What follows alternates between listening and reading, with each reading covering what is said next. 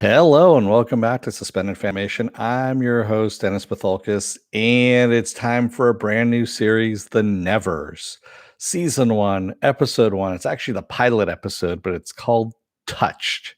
Welcome, everybody. Let me take care of some business first, then we'll get down to it. If you like what you see here, like, share, and subscribe.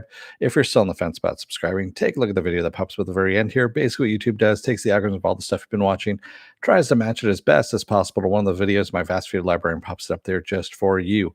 And if you like what you see there, hit that subscribe button down below there. Also, if you want to know when I'm be on live again next, you get the bell down below. It's a 50-50 chance of YouTube actually notifying you. Best thing to do is go to suspendedfanimation.com. Take a look at the schedule I have up there. I change it out every week. Also, I have all the links to my social media. So Twitter, Instagram, Patreon. No tier 7 on the Patreon until I hit 1,000 subscribers. Once that happens, I'll set up some tiers. That way, when you guys give me money, I'll give you something in return. Also, I have the links to my pages here. So my YouTube channel page here, my Facebook page, and for those of you who still have Facebook, a Facebook group page where you guys can post stuff and chat amongst yourselves. All right, let's get started. Spoiler alert, I am going to spoil the episode. If you have not seen the episode, go and watch it. Come on back. This will be a video you can comment down below in the comment section. All right, we've all been spoiled, right? We got the spoiler alert up there. Yes, we know. Okay, good.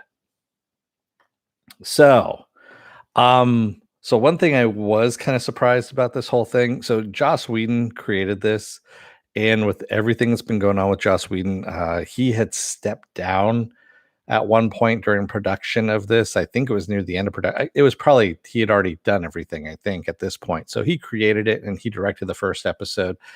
And from what I understood, I thought they were going to remove his name from it.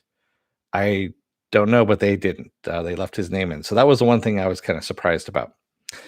So we get introduced to this London in 1896, and there's something that happens where hundreds of women across London are afflicted or touched, if you will, and they end up having powers. And so we jump forward 3 years, 1899, and we meet Mrs. True and Miss Adair. And Miss True can actually see into the future. Miss Adair is a technological wonder, and they go out and they track down girls that or women that have that are touched and have abilities, and that's what they're doing. And they find out that there's a group of people, shall we say, that are kidnapping these women and taking them we don't know where. And also at the same time, we have Jack the Ripper going on, but also there is a touched woman out there called Malady who is killing lots and lots of men. So this is all in the newspapers and what we're getting. And this is all in the first episode that we're getting all of this. We also get introduced to the Lords of Parliament, I guess you could say, and in particular, one Lord Masson is his name. And he is not too keen right now on the touched, and looks at what happened on 1896, on August 3rd, 1896, as an attack. And he says we need to know who is holding the hilt of the sword that is rammed into London's or in England's stomach, is what he says. And that's what he's looking at it as. We've also met Detective Frank Mundy, who is working the touched cases, specifically Malady's cases of what she's doing. And we find out later on that he's actually working with Lord Swan, who is set up with something called the Ferryman, which is, I guess, a sex club, if you will. And he's basically using the sex club in order to, what they do best, bringing in high profile people so he can blackmail them for later.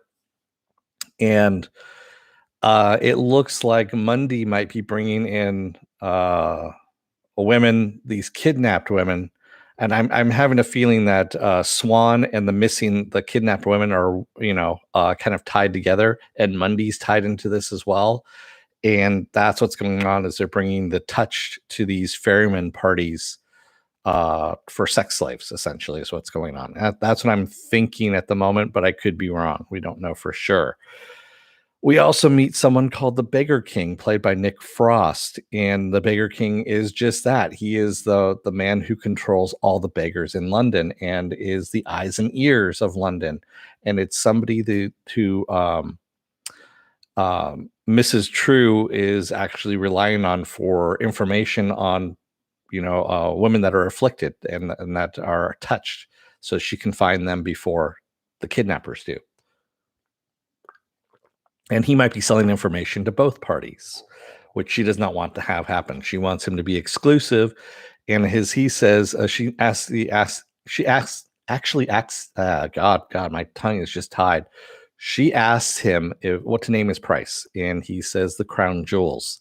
And they're thinking about it for a second. He goes, and instead they decide on a different payment at that point. But yeah. And their powers, their abilities, they call them turns. That's what they call them. So whenever they express their ability, they're expressing their turns. They're doing turns, which is very weird. And so this all leads to an opera, as it does in Victorian times, of Faust. And Melody shows up with her crew to. She doesn't know why she's there. She just knows that she's supposed to be there. She's forgotten something. She needs to find the voice of an angel, and she finds Mary Brighton, who when she sings, actually touches people and lets them know what their purpose is. I guess is what's going on. Eh, I wasn't too sure about that, but I think that's what it was. It only touches random people, I guess, at this point, and she kidnaps her. And Mrs. Turn tries her best in order to stop this, but fails because, of course, she's outnumbered. And Mrs. Turn is actually a pretty damn good fighter. We also meet Dr. Horatio Cousins, who is also touched. Not just the women have touched; some men have been touched as well. And he actually can heal with. He has like light that comes out of his fingers, and he can heal people. So he's got that. And at the very end of the episode, we actually see what everyone had. Well, at the beginning, we heard the rumble. It sounded like thunder, and everyone was looking up at the sky when the attack happened. And at the very end of the episode, we actually see it was a ship. It was something out of Jules Verne's in a way, but it had lights all over it. It looked like a lionfish in the sky. That's what it looked like to me, anyway. And it sprayed out this basically like sparkles, if you will. And everyone who the sparkles touched, the sparkles absorbed into them. And so we actually saw Mrs. Bidlow's her brother Augustus. He actually got touched by this as well, and he is one of the touched as well. And by the way, Mrs. Bidlow runs, or she's the one that funds the orphanage where Mrs. True kind of oversees it, and that's where the all these women that are touched are staying at. So this is all in the first episode. We get everything kind of world built, thrown in, fairly well done. We also get a little bit of action to the plot. Um, and yeah, it was actually fairly well done. I mean, again, it's Joss Whedon. He knows how to put together a story. He knows how to do it quickly. I mean, this is an hour-long episode and an hour and 3 minutes. There you go. It's an hour and 3 minute long episode, and it went by smoothly. The characters were good. You actually connected with the characters, and the stories looks like it's going to be good as well. And I'm really digging Nick Frost's character, by the way, as the Beggar King. I don't know why he just, when he popped up, I'm not the biggest Nick Frost fan, but at the same time, he popped up. I'm like, oh, Nick Frost. And then I was like, oh, he's actually doing a really good job in this character role as the Beggar King. I really liked it, and looking forward to this as well. And you get to see all these characters kind of evolve of what happened. So Mrs. True was trying to kill herself in 1896 because, of course, her husband had died, and she was alone before she got touch, if you will. Miss Adair was by herself. She was basically pumping water and outside, and when she got touched, and now she can actually see where electricity flows, and can invent things like an auto carriage, things like that, and also flashbangs, if you will, and automatic restraints, and things like that. So, and of course, Dr. Cousins as well was outside when this all happened. So pretty much everyone was outside when this happened. Um, yeah, and some of the touched actually have physical traits that show that they are actually touched. You have one woman, and I'm trying to remember her name now. I'm trying to see what her name was called because I have it written down here. Primrose Chataway, who is taller than everyone else. She's actually giant, is what she is. She's about 10 feet tall, and there was one interesting thing. So I always watch everything with the subtitles on, and the malformed people that were trying to kidnap the girls, they called them shock troopers because the shock trooper grunts is what it said, and that was kind of interesting. They called them shock troopers. Yes, thank you, Penn, for reminding me too. She says the actress playing Mrs. True was on Outlander, but we shouldn't hold that against her. Also, though, Olivia Williams, who was on Counterpart, is Mrs. Bidlow. And I'm always happy to see Olivia Williams. She was also, of course, on Fringe as well. So Fringe and Counterpart. And I always love seeing Olivia Williams. She's a great actress, and she loves genre stuff. So that's the thing I love about her too, is that she's always up to do a genre TV series, and she's great in everything she does. And I can't wait to see what her ability is going to be, if she has an ability. I don't know if she does or not, but that'd be kind of cool. And I did get a chance to take a look at the trailer that says in the weeks ahead, and yeah, it looks like we got a lot of stuff coming up. So good start to a series. Well done.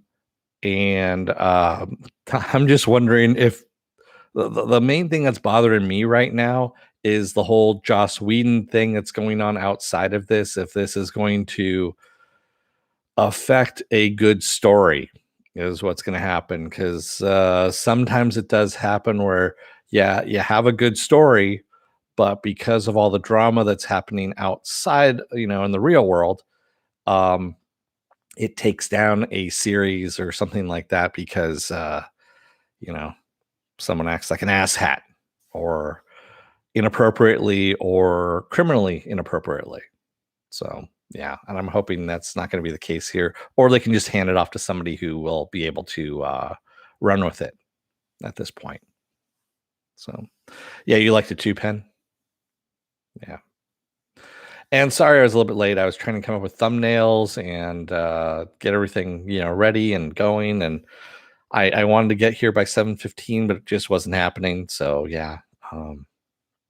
And actually, it turned out for the better because I have a neighbor down the hall who likes to sing opera, like full on opera, and she's bad. I mean, I've heard cats fuck with better harmony than what she was in, and she finally stopped just before I was getting ready to go on. And then there's also a dog that was barking in our courtyard that we have here, and so it echoes, and it was just really loud. So that stopped too just before it was happening. Penn says I loved Whedon's work long before he became outed as an yeah. Well, I had heard about all these stories about him from other people, shall we say, and I'm sure everything is on the up and up. It's not being made up or anything like that. There's stuff that's, yeah. He's going away for a little while. So, yeah, it's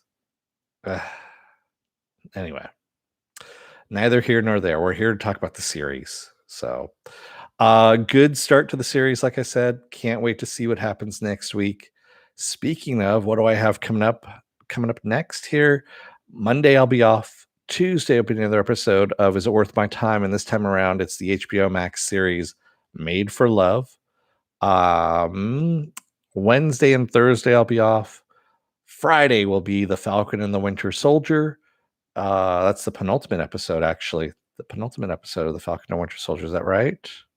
No, I take that back. We're on episode 6, and we have 8 episodes. So, yeah.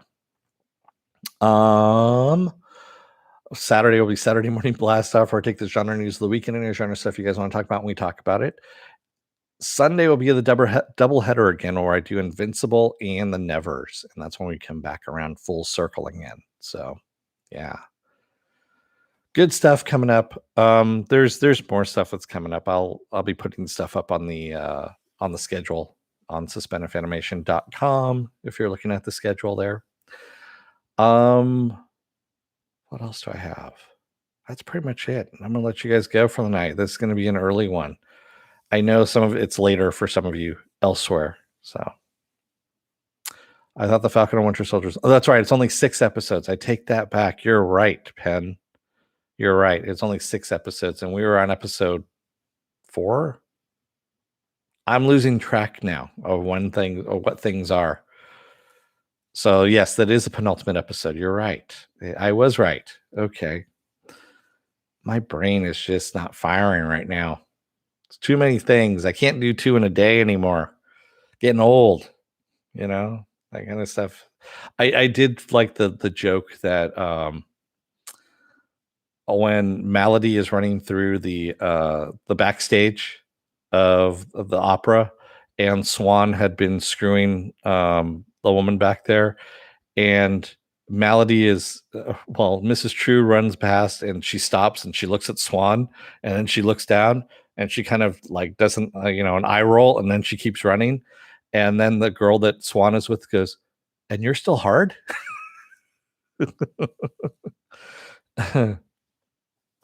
So that was just a funny little aside, I thought. Yes, it was piggish, but at the same time, it was kind of funny. All right. So I'm going to let you guys go for the night. Thank you to everybody who joined me tonight in the chat, and thank you if you made it this far in the video.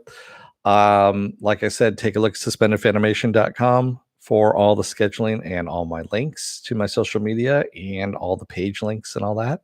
And if you're still on the fence about subscribing, take a look at the video that pops up at the very end here. Basically, what YouTube does, takes the algorithms of all the stuff you've been watching and tries to match it as best as possible to one of the videos in my vast video library, and pops up there just for you. And if you like what you see there, hit that subscribe button down below. And if you can, like and the share button as well. And if you hit the bell down below, it's a 50-50 chance of YouTube actually notifying you. That's why you want to go to suspendedfanimation.com. All right. Thank you, everybody. Yes, I agree. Penny is a freak. Swan is a huge freak. Thanks, everybody. I will see you again on Tuesday. Until then, don't let the door hit your ass on the way out. Otherwise, you might see a gigantic flying lighted lionfish type of ship flying overhead. And remember to try and remember what it looked like, because no one else in London did in 1896. Thank you, everybody. I'll see you again on Tuesday. Until then, stay safe, be well, take care, wear those masks, and get those vaccine shots if you can get an appointment for it. Thanks, everybody. Have a good rest of your night. See you Tuesday.